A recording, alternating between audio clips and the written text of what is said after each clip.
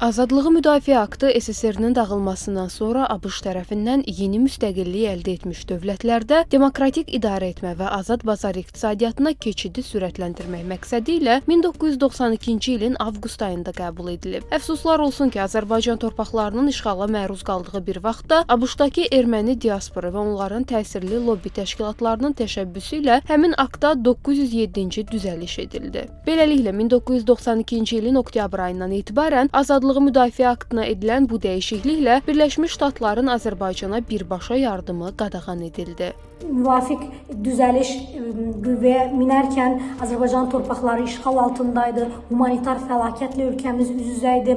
Bütün bunlara qarşı Azərbaycana dəstək olunmaq əvəzinə daha da bu prosesdə onun əlinin, qolunun bağlanmasına cəhdlər olunması sadəcə real şərtlərlə əlaqələndiriləcək bir proses deyildi. Bu bir mənalı şəkildə Amerika Birləşmiş Ştatlarında elə onun qəbul olunduğu konqresdə erməni lobbisinin nüfuzunun güclü olmasından irəli gələn təsir imkanlarının mövcud olmasından irəli gələn bir faktor idi. Bununla Azərbaycan ABŞ-ın postsovet məkanında yardım və dəstəyini birbaşa qəbul edə bilməyən yeganə dövlətə çevrildi. Azərbaycana qarşı bu görünməmiş tarixi ədalətsizliyin əsas təşəbbüskarları erməni lobbisi və onun əhatə dairəsində olan John Kerry, Wayne Owens, Joseph Biden kimi senator və konqresmenlər oldu.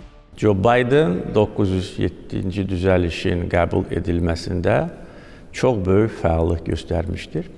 Və təkcə bu fakt kifayətdir ki, hər kəs anlasın ki, nə üçün bizim həm Obama-Biden, həm Biden-Blinken administrasiyası ilə münasibətlərimiz istənilən səviyyədə deyildi. Zaman-zaman Birləşmiş Ştatlar öz maraqlarına uyğun olaraq bu müddəanın tətbiqini dondurub. Xüsusilə 2001-ci ilin 11 sentyabrında baş verən hadisələrdən sonra Vaşinqtonun terrora qarşı qlobal mübarizəsində, eləcə də Əfqanistandakı hərbi əməliyyatları çərçivəsində Azərbaycanın fəaliyyəti səbəbilə 907-ci düzəliş donduruldu. Bu müddət ərzində 907-ci düzəlişin hüquqi qüvvəsi dayandırılırdı.